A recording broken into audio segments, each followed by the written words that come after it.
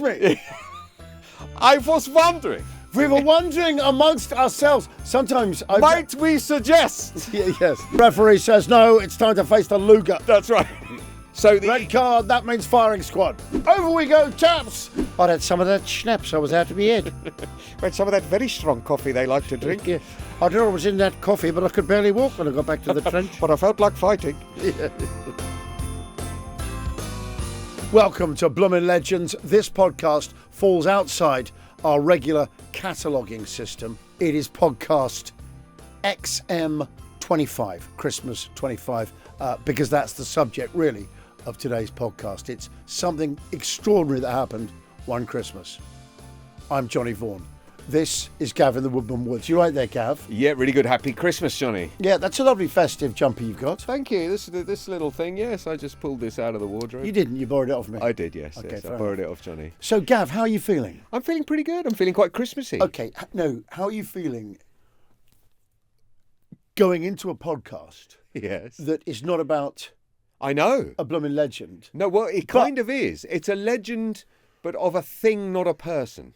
See, I think it falls exactly, but I think that's still blooming legends. Like you can have, you know, the legend, the Odyssey back Yes, from that's a a legend. legend. It Well, it's a is. myth, but legends, isn't it? Sure, of course it is. So I think what's nice about this, it gives us a chance, you know, to stick it out there, see what bites. Absolutely right. Do you know what I mean? Absolutely. Run it up the flagpole. We've got something. See what flies. We have got something today that is utterly fucking legendary. That is the stuff of schoolboy dreams. It really is. It is yeah, the yeah. stuff of history masters, sort of, I would say, like wanking fodder. It's probably the most excited a history teacher could ever be yes. about any event. What you're going to get today is, it really is, this event got history teachers and chaplains Oh, chaplains. more excited Yes, than in anything else. anything else. Yes. Anything else. And I've always wanted to know if it's true. Yes. And to what extent it's true. Right. I know something happened. So today on Bloomin Legends, we have a myth, a legend of an incident that happened one Christmas that literally is the stuff of history teachers' dreams, you know? Yes. And never mind RS, religious studies teachers, this is what they for them is the Christmas message. Yeah, of course. Gavin, tell them what we're discussing. We are discussing today the mythical, the legendary football truce. The Christmas armistice of 1914. Right. 3 months into the war. We are 3 months into the war. War declared September. Yes. 3 months into the war. December, Christmas Eve. Yeah. They have started killing in earnest. So the body count's already right up there. 1 million soldiers have died. Yeah, that's it, yeah. Already in those first 3 months. Yes, And not forgetting, of course, this was the war that was, quote, going to be all over by Christmas. Yes. And this was... It'll be all over by Christmas. This was the Christmas. Yes. Anyway, so that's what we are talking about. We're talking about how football ended the war Yes. on Christmas in 1914, on Christmas Eve, Christmas Day 1914, in the first winter of World War One. Right. British and German soldiers along sections of the German soldiers. German soldiers. Okay, fair enough. Along sections of He the can barely pronounce the word. along the on different sections of the Western Front, spontaneously stopped fighting and met peacefully here and there in no man's land. Okay, there weren't football matches everywhere, but there was one particular one that was given accounts Okay, of. so did they stop firing everywhere? So not necessarily, no. There were parts of because the front was all the way from Switzerland all the way to Belgium. Right. So it was all the way to the sea. Yes. And there were bits of trench warfare all the way along. Right. In parts of the trenches, they carried on fighting. Yeah. And in parts of the trenches, they may have stopped, which happened anyway. Yeah. They may have thrown truce flags just to collect the bodies. Right. And then they would resume fighting. Right. And that was kind of how the football match was born. It was born of Right. one of these, let's stop for a bit and collect our bodies. That's how it kind Right. of first, the germ of the situation started. So it led to the men organising informal football matches. It happened in dotted areas here and there. It wasn't particularly just one incident. Right. The one we're going to talk about is the one we seem to know the most about.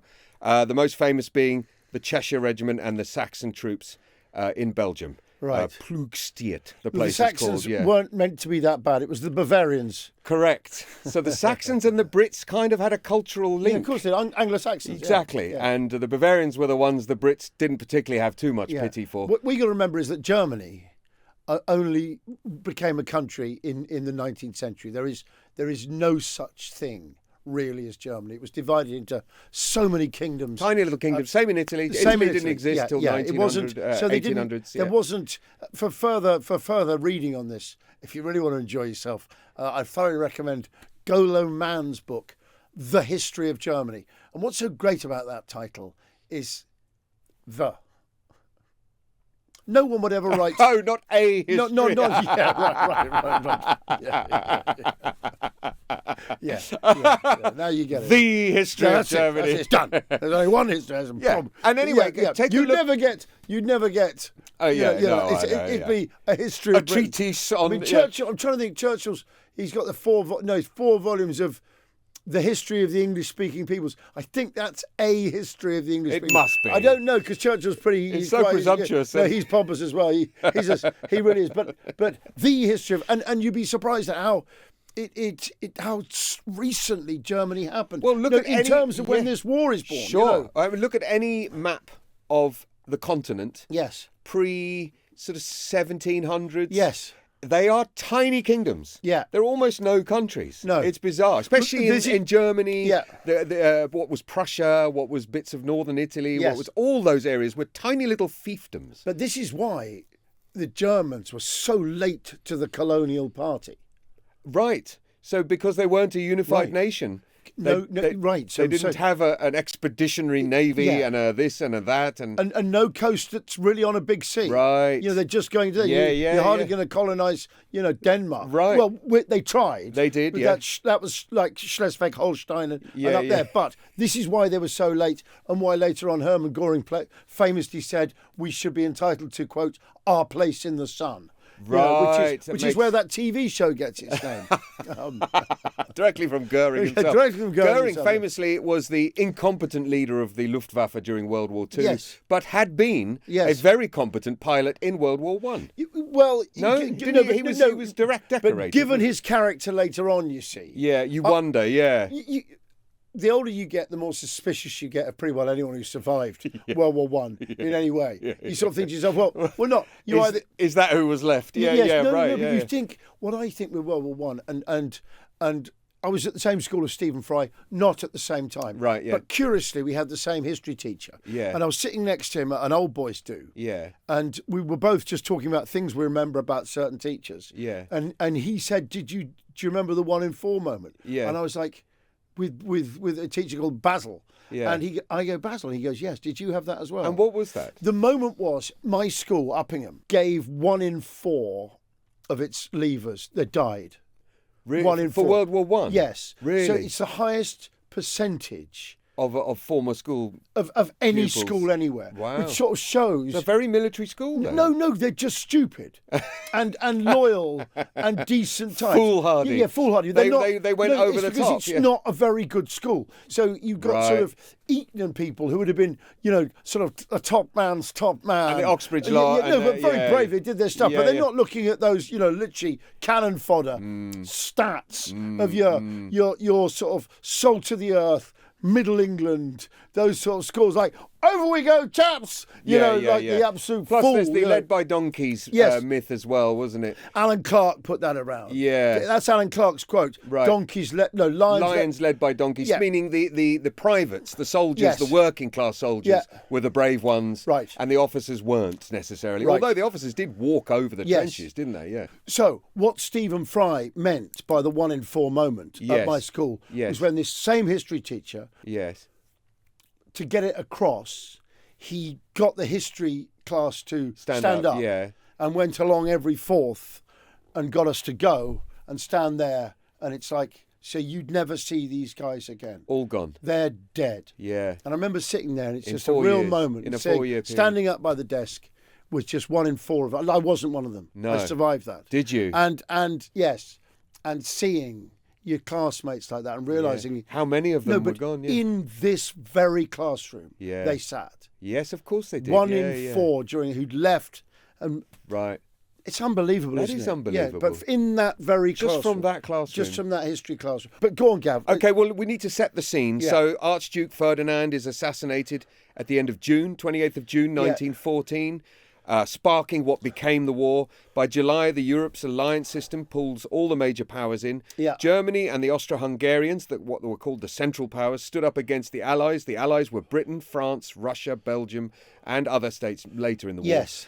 In July to August 1914, Germany launches the Schlieffen Plan. The von Schlieffen Plan, smashing into Belgium, heading for Paris. They always want to go to Paris, don't Of course they? they do. What is it with German military officers? Great booze, officers. They want the booze. They want booze and the They wenches. want the steak and it's the chips. women. It's the women as well. And the women and the steak and chips. Yeah, hee-haw, hee-haw, hee-haw. They love it. And that's why they didn't blow up Paris. Yes. It wasn't because they pitied the architects. But also... They wanted the steak. But also for them...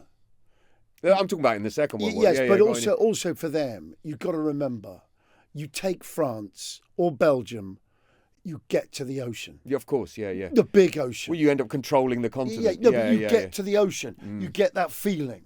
If you think about it. Yeah. No, you're right. You get the Mediterranean and the Atlantic. Yeah, we always see attacks coming right to left. And that's how they come in. That's how we project. Yeah. We see everything to our left on the map as being friendly. Yes. It must be. Even though the Irish don't see us like that, they see us as a right to left power as well. Yeah. We don't. No. In England, we pompously sort of think they must be friendly to us. They're on the left. Yeah. The Americans, they must be our friends. They're on the left, right. So everything comes that way. But you think of that impulse to go that way, to expand that way. Because for them, they're not going to go right into the Balkans or into Russia particularly. Plus, it's the new world versus the old world as well, isn't it? Yeah, but going into Russia, that's a big deal. And you've got mountains to go into. And literally never worked. Never worked. That's not going to work. So that's another reason, is they remember...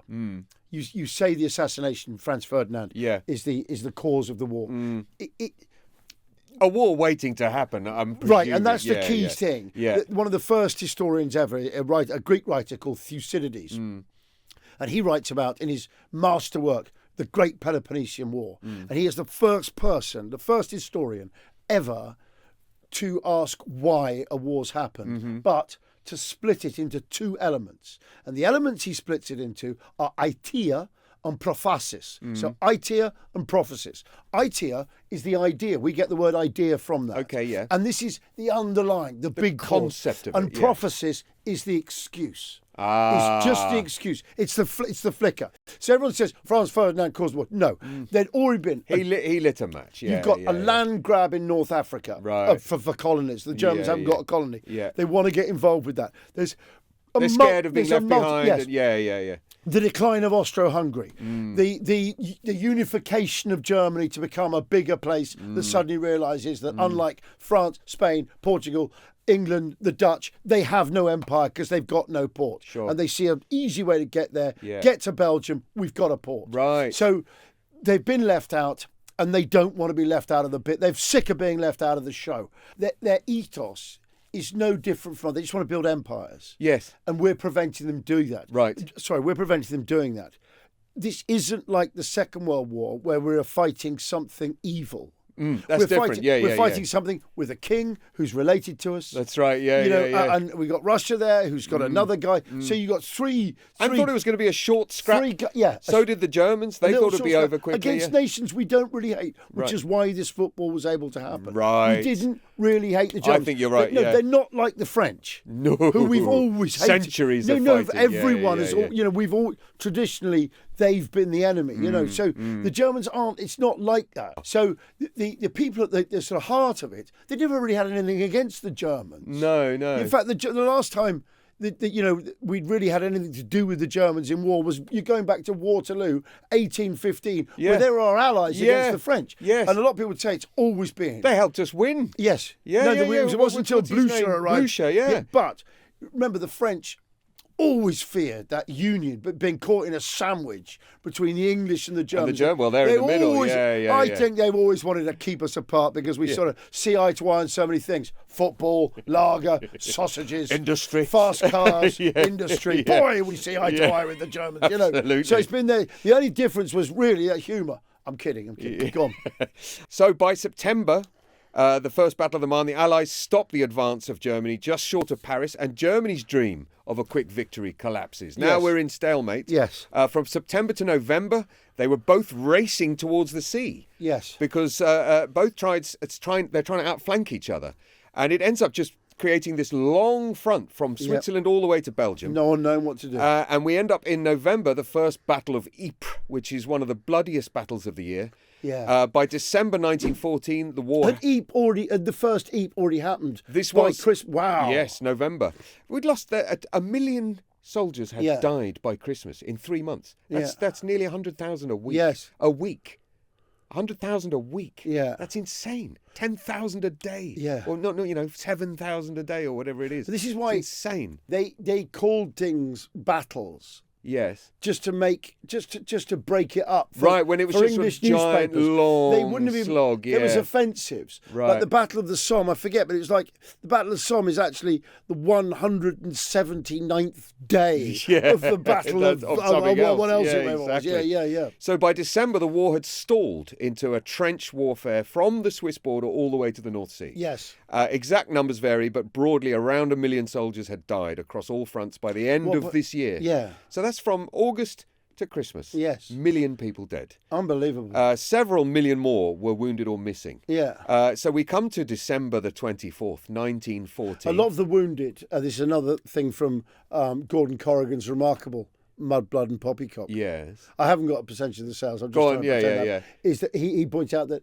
you've got your death casualties. What's hidden? Sorry, your death rate, the body count. What's hidden here is how many just died at home afterwards. Gangrene. Yeah. Infection.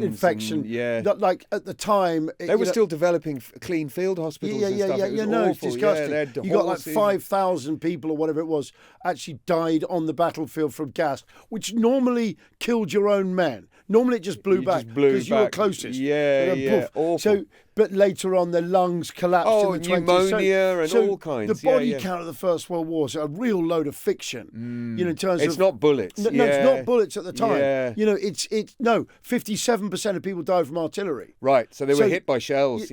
Pure rate. Yeah. Pure rate. Yeah. So 57% of everyone is not machine guns. Artillery. Just blowing people away. Wow. Yeah, and I mean savage. Well, you see photographs of the no man's lands. Yes. They are pockmarked. Yes. There isn't a bit of it that hasn't been hit by a shell. That they shell so much that the myth of go directly into a shell hole that's just been hit. And maybe it won't hit it doesn't twice. count. It doesn't count. No. Because there's another gun there. Right. And they just peppered it so much. The bombardments were so much. It didn't stand a chance. Yeah.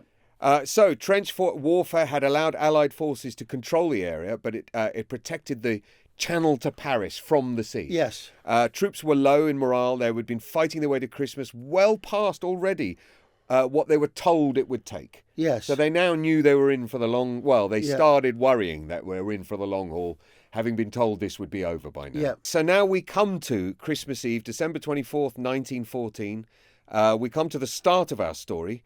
On that day, the battlefields are quiet along the Western Front, in particular the area of Ploegsteert, which is in Belgium. Yep. Trench warfare had allowed the Allied forces to control the area because it became a stalemate, and it protected the channel to Paris from the Belgian border. Troops were low. After fighting their way up to Christmas, they'd all been told, obviously, that it was going to be over by then. During the day, as the fighting stopped in certain areas, German and British troops began to shout the odd greeting across no man's land. Yes. German units then placed Christmas trees, Tannenbaum, Yeah. on their trench parapets, and they lit them with candles. Tannenbaum. Yeah. Yeah.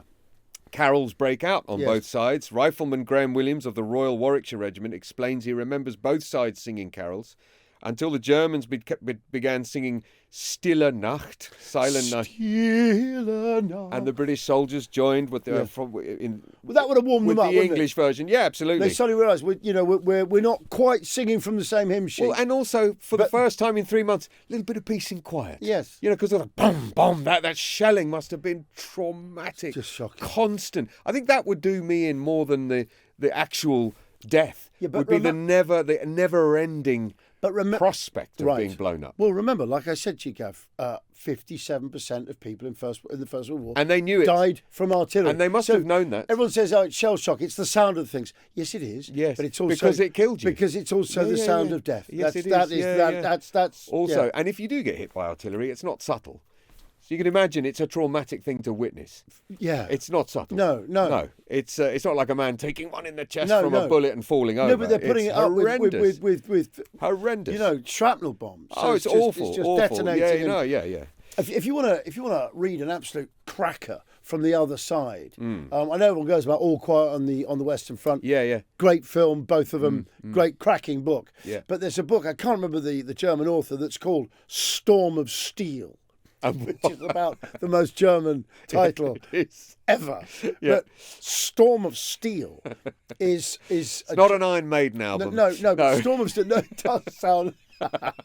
Storm of Steel is written by a German who goes through the war, who loves it.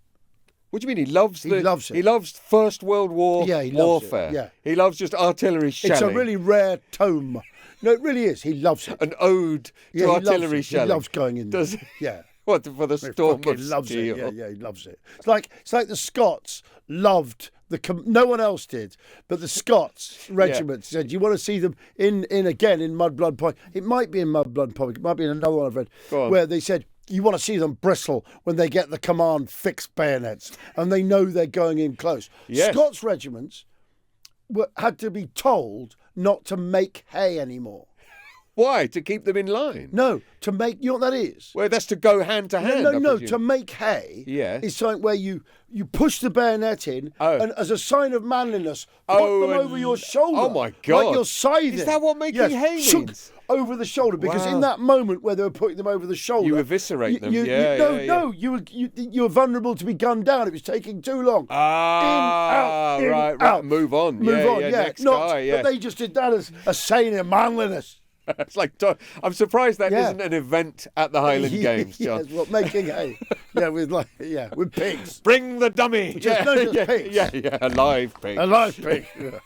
But yes. Wow. Well, that is Bloomin Legend moment number one for this incident. A few sing-songs. Yes. So they know these songs, both cultures, and they're singing like them. I said to you, Gav, they're not quite singing from the same hymn sheet. Not quite. But they're singing, the same notes. But they're singing the same tune. Not the same lyrics. Yes, Yeah, exactly.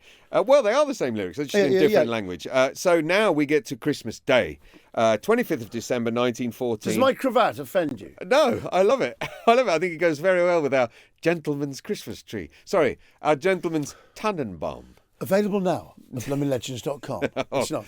I wish we had a bloominlegends.com. Where we sold a Bloomin Legend limited edition cravat. No, but also I want to see like figurines. I want to do. What are those things called when you have them? A diorama. I want to see a diorama of the arrow being loosed by Jack Churchill at the surprised German soldiers. We should have a word with Airfix. We can't do those dioramas of our various heroes.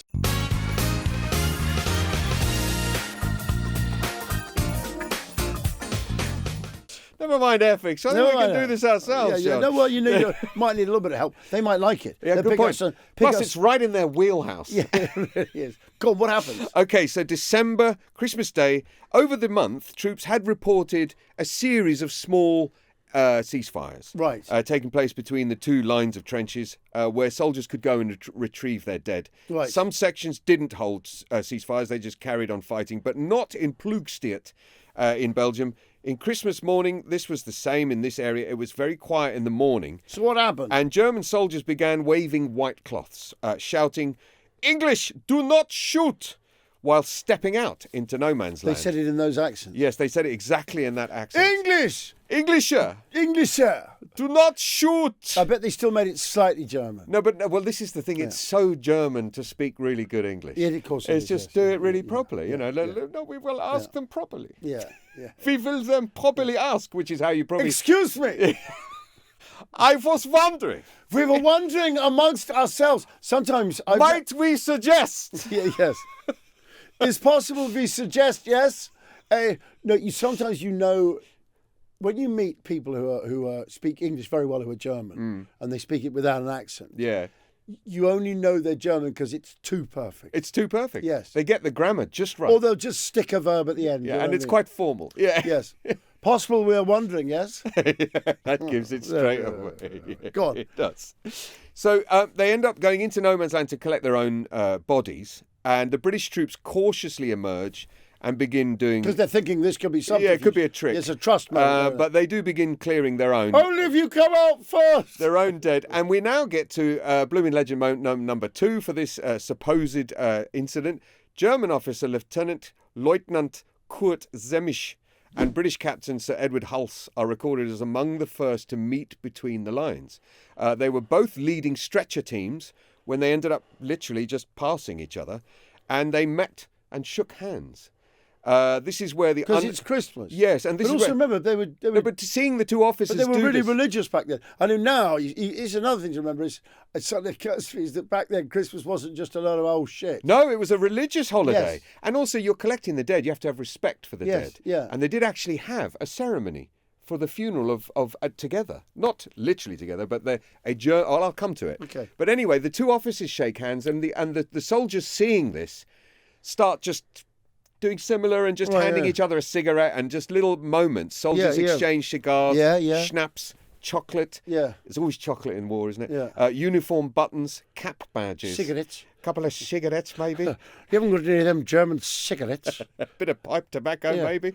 I had some of that schnapps. I was out of my head. We had some of that very strong coffee they like to drink. Yeah. I don't know what was in that coffee, but I could barely walk when I got back to the trench. But I felt like fighting.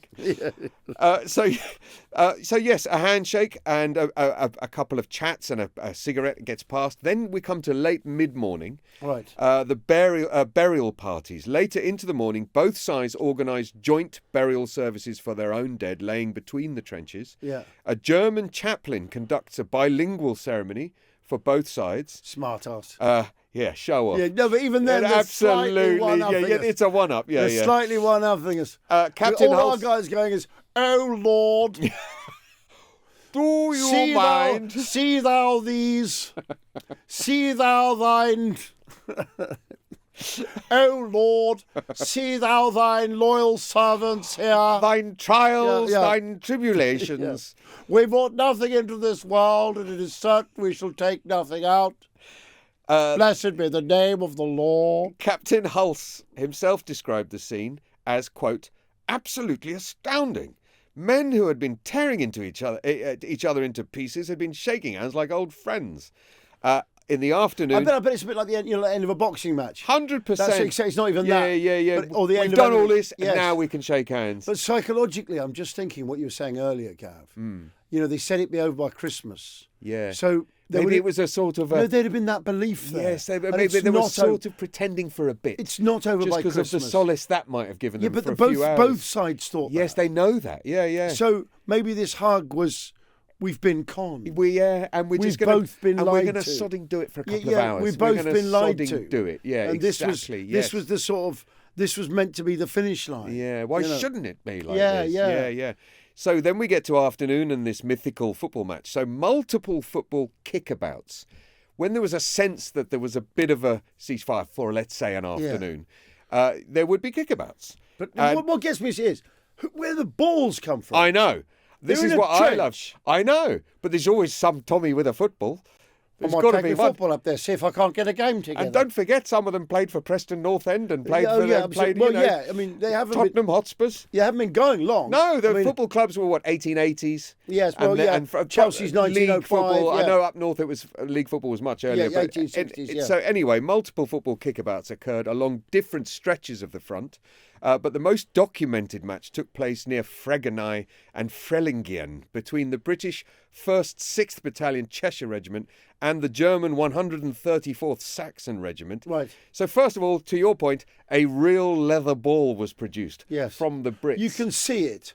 I think they've got one at the National Army Museum. Right. I seem to remember seeing one there. Right. And it's painted on it. Okay. This ball was used. Right, yeah, because I know that the opposing trenches at Ploegsteert in Belgium are preserved. There's a section of each that face each other where they've kept them. You can still see the goalposts. That's right. Yeah. So they set up makeshift goalposts using soldiers' greatcoats. Yes. They actually had greatcoats for goalposts. Yeah, fantastic. It's just fantastic. Accounts vary, but the Saxons claim they won 3-2. German Lieutenant Johannes Niemann recalled, "We were soon engaged in a football match. How marvellously wonderful, yet how strange. The English played well." which is another one-up, isn't it? Especially if they did win. No, but they're always a bit touchy because we invented it. Didn't we? Definitely, touchy, aren't they? Definitely. But that is Bloomin Legend number 3 or 4 now. Yeah. They play a game of football, and they actually play a game. So they actually did play a game of football. And if they must have had, well, they've obviously set the goalposts up. It can't have been in one of the where all the cavities were. They must have found a bit of flat ground and just had a game quickly. Yeah. In the evening. No, but they'd have played whatever, like those sort of games you get between villages. You know. Oh yes, it would have been a bit. Yeah. Do you think? No, this is Germany. They would have had 11 players on each side. Well, they'd have probably with a load of subs. People would have had goes. No, but they'd have probably they wouldn't have been 11 aside. They'd have played in 20 at the back. Midfield diamond of about 40 man midfield diamond, 100 up front. Yeah. Anyway, apparently it all breaks down when one of the players goes in 2-footed. No, I'm joking. I'm joking. Imagine if that's what broke it down. No, but he was shot. Yeah. The referee, really, unlimited power. No, he's gone in far too hard. The referee says, no, it's time to face the Luger. That's right. So red card, that means firing squad. They must have had a sense, they must have known that this is not going to stay like this for very long, but because the truce does wind down by the evening. The evening continues with the truce, but by now most of the soldiers were back in their own trenches. Yes. Officers warned that High Command wouldn't tolerate it carrying on for too long. They didn't want further, quote, fraternisation. No, but High Command would have thought, no, it's sort of good for morale all around. Yes, but not too much of it, because there's a bloody water fight. We don't want to take away that, Right. Well, apparently once word reached the chateau at High Command, the war was back on, they were told. So by Boxing Day 1914 at 8:30 a.m, the war was officially back on. See, that's football. No, Captain... but it just really, you see, that's football. There's no room for sentiment in football, John. There's no room for sentiment. Yeah, they say that there's things more important than life and death. Yeah, but there is, but it just shows, doesn't it, that you have this thing where citizens from one nation and another never hate each other. No. They have to be taught to hate each other. But the weird thing is, you do get a glimpse of this in football.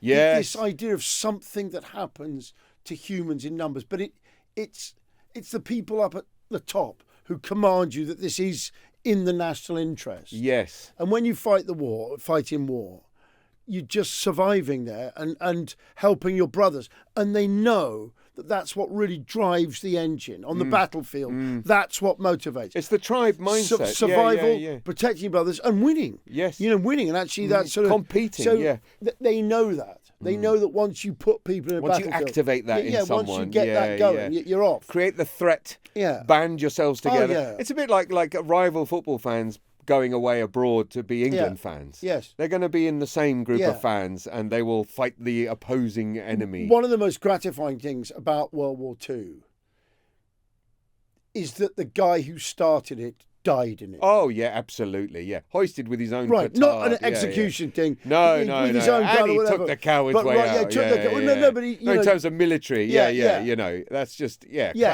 classic. Sacrificed everything and he was utterly when defeated. It all went to shit. Which is why I still find it so surprising. I know I say every week that anyone has this sort of idolisation of Nazis. I don't get it either. They are fucking useless.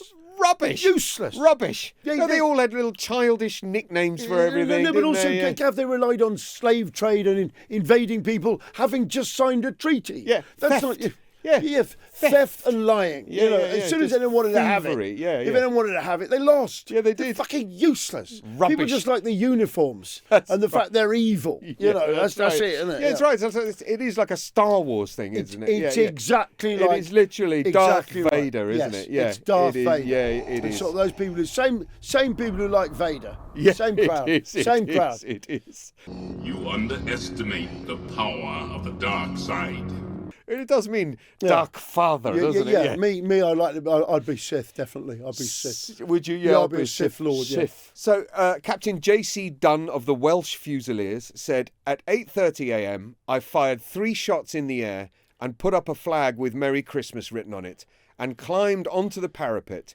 The German captain appeared on the parapet. He put up a sheet with thank you written on it. We both bowed. That's very World War One. Yeah. And saluted and got down into our respective trenches, and he fired 2 shots into the air, and the war was on again. So it's almost like they've gone back under starter's orders. chilling. They've even formalised the fighting. Yeah. Like a starter's pistol. No, Isn't that chilling. amazing? It's chilling. It's absolutely No, amazing. but Christians, 2 big Yes. Christian nations. Obviously, as far as Lutheranism, Protestantism, Germany, the home of the game. Oh, yeah. But, Yeah. but big Catholic, big, depending which part of Germany, big Catholic, but very Christian. Very at the Christian, time. Us. Well, plus also you had Us emperor worshipping Christians. Yeah. In terms of our king, Yeah. God and country. Well, plus you King, also God, king and country. You had that ethic, especially among the officer classes, of once a man was down and not able to fight anymore, you shook his hand and gave him a cigarette and put him in his prison. You kept him as a prisoner. Yeah, But there was a lot of pilots who were downed if they survived. They weren't just shot. Yeah. There was a sort of cavalry officer thing about it. Yes. You know what I mean? There's a chilling inscription on the statue outside the Royal Hospital in Chelsea, Yeah. where the Chelsea pensioners live. Yeah. And it's a man with his cane up. It's a Chelsea pensioner. Right. And it says, Lord, you know how I shall be occupied this day. If I forget you, do not forget me. Right, because he's going to be busy, And maybe there's dying. words to that. I can't remember the Yeah. exact words, but it's that. It's always chilling when you go past. Because when I was a kid down there, and there were still people who'd fought, the only way you got in there was if you fought in the First and Second War. Right. You had to have fought in both. Wow. To be a Chelsea pensioner. Obviously, Yeah, there's yeah, none there yeah. now. That's right, Who are yeah. left, I don't think. From No. there might be a few from the Second War. But that's the thing of war. This is, if I forget my Christianity, Yes. do not forget that I am a Christian. Yes. And- I might be a bit busy, right. and So I this might is- forget but to this invoke is- your this name. is Yeah. right there. Wow. This is right there, isn't it? Yeah. These two sides have forgotten, all this time that they're Christians, and suddenly Yeah, and thou shalt not Let's have a kill, break yeah. for Christianity. Yeah. A Christmas and break, then let's get literally. back again, and now Yeah, let's yeah. forget that. A And break of Christianity. Yeah, in a and way, then to say prayers. Yes. No, it's a break in the lack of Christian. It's a Christian break. Yeah, it is, isn't yeah. it? Pay respects, Wow. all that. Yeah, It's true, yeah. yeah. So there we have it. There we have it. There were the odd little skirmish and the odd little truce. And there was a game of There was an football. account of a game of football. There They is a shook game of hands, football. they waited for a bit, and then they got back on with it. The Christmas truce. Yeah. We salute you, Gav. You got something there on your clipboard. What do you got? I have. So this has been sent in by Emma in Twickenham. She says, and I like the way she opens her letter. Go on then. Gentlemen, comma. Yeah. Please do that. Please in future. do that from now on. Gentlemen. Please may I make the clibbard. Yeah. Yes, well, you have made the clibbard. You've made the clibbard. Emma. She says, I have a festive legend story for you. The Bloomin Legend in question was our captain. I'm not sure if he is retired yet, so let's just call him Captain Len. Let me set the scene. It's Christmas time back in the early 2000s. I was cabin crew for a commercial airline. I will not name names, however, let's just say my colleagues and I looked fabulous in red. As does Johnny today. Yeah, thank you. Anyway, so as a crew, we had all tactically bid to operate a Narita, a Japan flight, before Christmas. The trip length meant we were all due to fly back to London early in the morning on Christmas Eve, thus guaranteeing all of us Christmas off at home with our families. Narita is a very unique place. It's a tiny little town near the airport, populated by huge airport hotels, and nearly every airline crew in the world lay over there.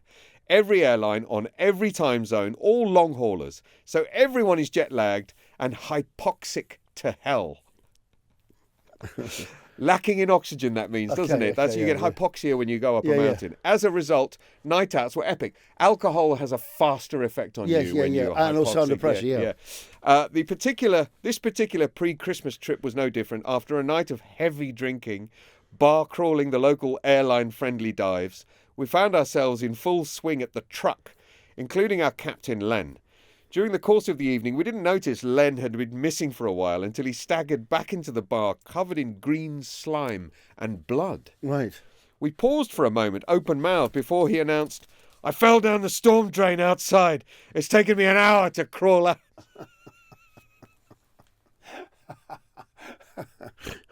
An hour. An hour. To which we all threw our arms in the air, cheered madly, and the party carried on. Fantastic.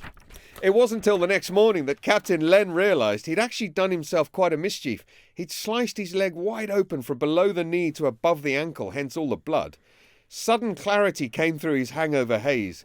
If he was too injured to fly, none of us would be home for Christmas. Right, Captain Len. Being the resourceful chap he was, Len staggered downstairs and managed to find himself in the hotel gift shop where he remarkably, despite the language barrier, purchased a bottle of superglue.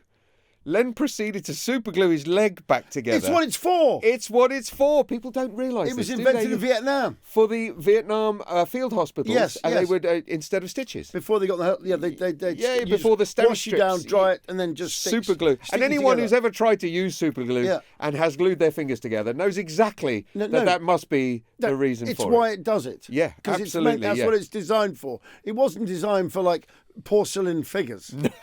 Or dioramas. Yeah, right. So he proceeded to superglue his leg back together before sleeping off the rest of his hangover. Yeah. The next morning, we all checked out of our hotel worse for wear. Len was as bright and cheerful as ever, although walking with a slight limp. Given the state of us, no one was fit to comment on this. Yes. We boarded the flight as normal, and it was the first officer's turn to fly the plane. Yeah, you haven't got to do much once you're up there. No. With Len in the left-hand seat co-piloting. However, as soon as we were airborne, Len excused himself from the flight deck. There are two other pilots in charge. Yes. Stood in the galley and rolled up his trousers. You can imagine our horror, then admiration, and then gratitude as we realised what Len had done for us. We patched him up with our onboard medical kit and packed him off to the pilot bunk to rest for the majority of the flight. Upon landing, he had his wife pick him up and drive him straight to A&E. What a man. The medical team at the hospital all admired his superglue handiwork. Turns out they use superglue for wounds too. Yeah. Although it is medical grade superglue, they explained. Stitched up and with an arse full of antibiotic and tetanus shots. Yeah. Len was discharged. He saved Christmas for all of us, including the passengers too. God bless you, Captain Len, you bloomin' legend. How about that? What a story from Emma in Twickenham. Captain Len. Bloomin' legend. That's a Bloomin' legend. Bloomin' legend. Absolutely. Yeah, Bloomin' legend. Yeah. That is it for our Christmas Bloomin' Legends. Next up, we've got the Bloomin' Legend of the Year extra special podcast bonus. That's coming your way soon. Meantime, though, just remains to Gav and I to wish all of you Bloomin' Legends out there Merry Christmas! Have a great one.